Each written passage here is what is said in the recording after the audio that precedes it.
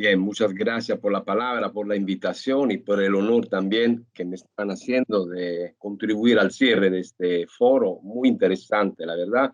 Quiero en primer lugar saludar al viceministro, señor Julio Paredes, ¿verdad? Quiero también mandar mis saludos a Anita Cetina, a la secretaria general de la CISCA, a la señora Catherine Renner, representante de la Unión Europea en San José, por supuesto al profesor, no sé si es profesor, pero a Pedro Caldentey, que nos retuvo con una ponencia realmente interesante, a los colegas dirigentes de Naciones Unidas, ¿verdad? Israel Ríos de la FAO, a Leonardo Ferreira de la OIT de Centroamérica, a Elkin Velázquez de ONU Habitat. También me sumo a la ansiedad, ¿verdad?, por conocer la buena noticia que va a traer la región, y lo digo en serio. A Yanira Quiteño, desde luego, los saludo, no solo los míos, sino también del director de Eurosocial, Juan Manuel Santomé, de la colega Ana Pérez y Sonia González, colegas de la coordinación y que han estado, como saben, muy estrechamente vinculadas a la elaboración del plan PRR, a este apoyo.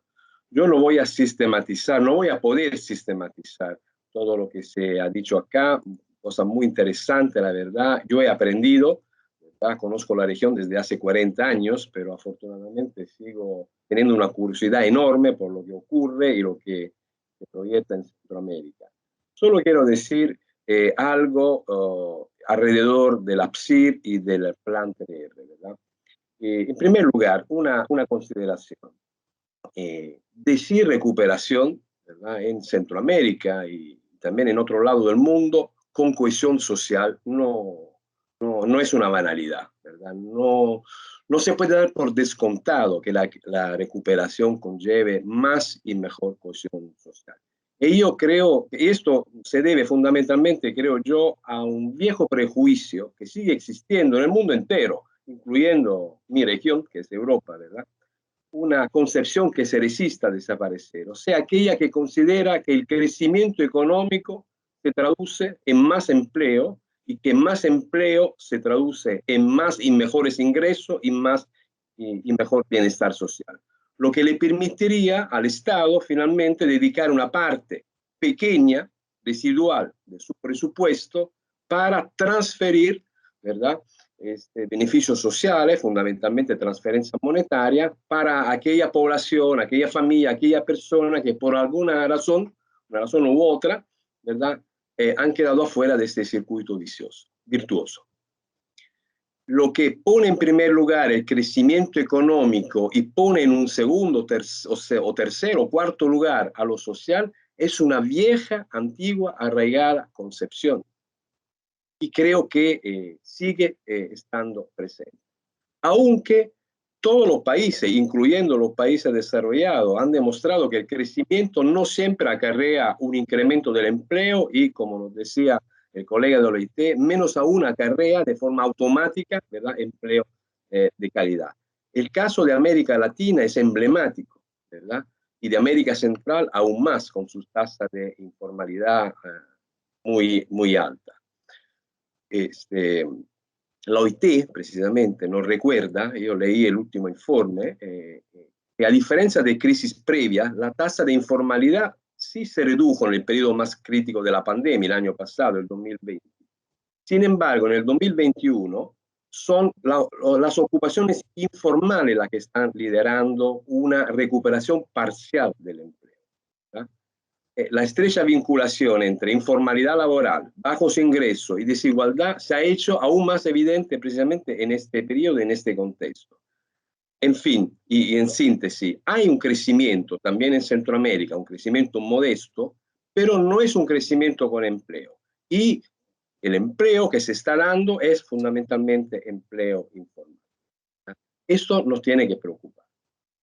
En conclusión, tomo prestada la palabra de un ministro, ¿verdad?, de mi país. Yo vengo de Italia. Me decía, los economistas hasta hace poco dividían su acción en dos tiempos, ¿verdad? Primero el crecimiento y solo después los otros temas, como las desigualdades y el ambiente. Pues bien, decía este ministro, y viene muy al caso para este foro nuestro, hay que hacer ambas cosas juntas. Hay que trabajar crecimiento económico y política social en un sentido amplio al mismo tiempo. Entonces, el mensaje final de este foro que me permito decir acá, relancemos la inversión en las políticas sociales.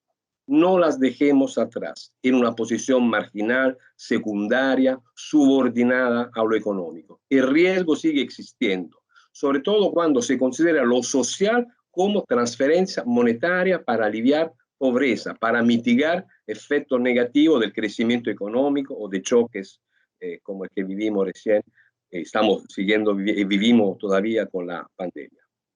Sobre todo ahora, y aquí los colegas de Naciones Unidas lo han expresado también muy bien, cuando el concepto de sostenibilidad plantea la estrecha interacción entre la dimensión económica, la ambiental y la social. En ese sentido, no solo cabe relanzar inversiones sociales, sino cabe hacerlo como parte de una acción de más amplio alcance, ¿no?, que planifica también la esfera económica y la ambiental como un todo integrado. Yo escuché hace pocos días, perdone viceministro que me tome un minuto, escuché la conferencia sobre el futuro de la integración, ¿verdad? Y escuché una interesante ponencia del secretario de la SIECA, ¿verdad? Y él lanzaba al final de su intervención 3 grandes retos. Decía, el comercio centroamericano es muy poderoso, pero tremendamente lento, ¿no? Hacía la metáfora de las carabelas de Cristóbal Colón, ¿verdad? Que anda muy lento por el océano, ¿no? Entonces decía, el comercio centroamericano es poderoso, importante, ¿verdad? Pero muy lento. Y el segundo reto que lanzaba era las infraestructuras, ¿verdad? Decía, tenemos que hacer un gran plan de inversión en infraestructura.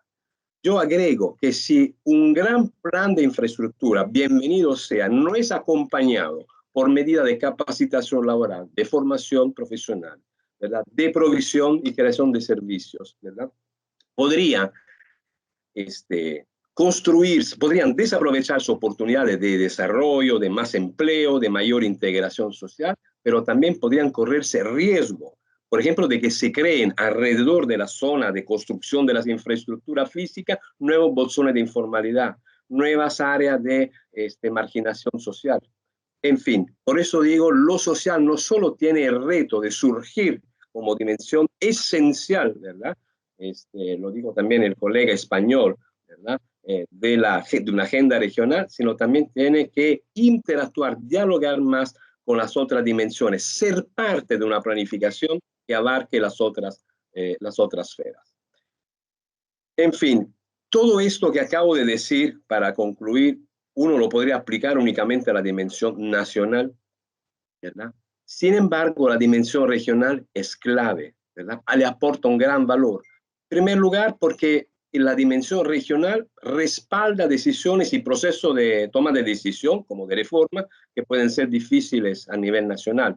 Por ejemplo, en el caso europeo, muchas reformas han sido adoptadas por los países europeos, ¿verdad? Y la clase política ha podido tomar decisiones sin pagar alto costo político, porque estas reformas se definieron a nivel supranacional, fueron consideradas reformas exigidas por la pertenencia a Europa, había que aceptarla de alguna manera como miembro de Europa. Entonces, este respaldo fue muy útil para tomar a nivel nacional decisiones.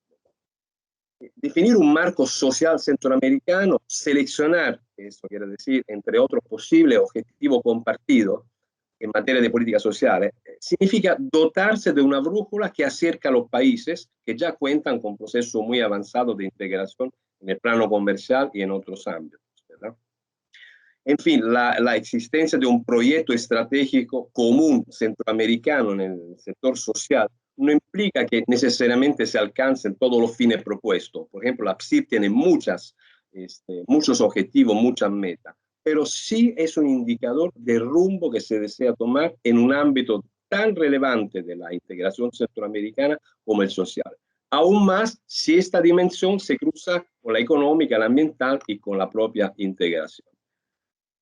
La dimensión regional es también importante, por ejemplo, en otros ámbitos, porque permite trabajar en economía de escala o dotarse de servicios comunes. Por ejemplo, la integración social puede cobrar especial relevancia en la actuación de los países en asuntos fundamentales como el acceso a la vacuna de la COVID, ¿verdad? O las negociaciones comerciales y sus efectos sociales, la prevención y mitigación del cambio climático, la adopción de medidas de protección social adaptativa al cambio climático, la gestión de flujo migratorio. En fin, se trata de circunstancias que repercuten en todos los países, ¿verdad?, de Centroamérica y que por lo tanto podrían ser mejor gestionadas en el conjunto. Yo quiero recordar que en la última consecuencia, que también habría que recordar a los colegas de la dimensión económica, fiscal, financiera, etc. El caso europeo. Por ejemplo, en Europa, toda la integración comercial, la creación del mercado único se sustentó también en la adopción de medidas de política social común. Por ejemplo, la equidad salarial hombre-mujeres. Uno piensa que obedece solo a cuestiones valóricas. No. En su momento, la equidad salarial de la distribución entre hombres y mujeres fue solicitada, fue propuesta, fue de alguna manera empujada por Francia, ¿verdad?, que ya la tenía, ¿verdad?, ante el miedo, ante el temor de que, por ejemplo, Alemania, que no tenía una legislación sobre la equidad salarial hombre-mujeres, pudiera aventajarse desde el punto de vista industrial y comercial en un mercado común. Lo mismo, la libre circulación de las personas, ¿verdad?, fue algo solicitado por Italia, que tenía grandes masas de trabajadores emigrados en otros países europeos.